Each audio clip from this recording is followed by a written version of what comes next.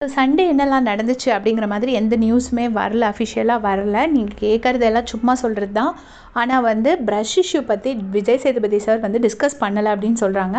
அது வந்து ரொம்ப தப்பு. ப்ரஷ் இஷ்யூவை அவர் டிஸ்கஸ் பண்ணி ஆகணும். ஏன்னா யார் பேரில் தப்பாக இருந்தாலும் அது வந்து வெளியில் வந்தாகணும்.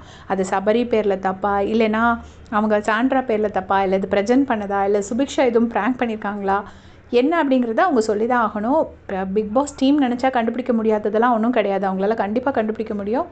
எதனால் அவங்க வந்து அந்த இஷ்யூவை டிஸ்கஸ் பண்ணலை அப்படின்னு சொல்லி தெரியல. இன்னொரு விஷயம் என்ன அப்படின்னு பார்த்தீங்கன்னா, நேற்று வந்து அந்த ஃப்ரைடே சனிக்கிழமை நிகழ்வுகள் அப்படின்னு சொல்லி போடுவாங்கள்ல, அந்த நிகழ்வுகளும் அவங்க போடவே இல்லை. அது எதனால் அவங்க போடலைன்னே தெரியல.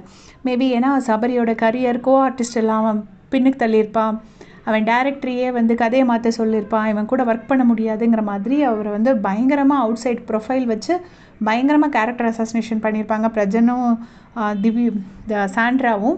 ஸோ அந்த நியூஸை மறைக்கணுங்கிறதுக்காக சொல்லலையா, இல்லைன்னா அரோராவையும் துஷாரையும் பற்றி ரொம்ப மோசமாக இந்த பக்கம் ஒரு பக்கம் பார்வதி சாண்ட்ரா பிரஜன் எல்லாம் பேசியிருப்பாங்க, அதை மறைக்கிறதுக்காகவா எதுக்காகன்னு தெரில. நேற்று வந்து அந்த இது வரைக்கும் வெள்ளிக்கிழமை நிகழ்வுகள்னு ஒன்று போடாமல் இருந்ததே கிடையாது. அதை அவங்க போடவே இல்லை. ஸோ இப்படி அவங்களோட கன்வீனியன்ஸ்க்கு எல்லாத்தையுமே மாற்றுறாங்க. முந்தானத்து நடந்த குரூப் டிஸ்கஷன் வந்து குரூப்பாக நாமினேஷன் டிஸ்கஷன் வந்து 1 hour எபிசோடில் வரல. இதெல்லாம் இவங்க கொஞ்சம் யோசித்து ஒழுங்காக பண்ணணும். இல்லைனா வந்து மக்கள் பொதுவாக லைவ் பார்க்காத மக்களுக்கு தெரிய வராமலே போயிடுவாங்க என்னெல்லாம் தப்பு பண்ணுறாங்க அப்படிங்கிறது. உங்களுடைய கமெண்ட்ஸை சொல்லுங்கள்.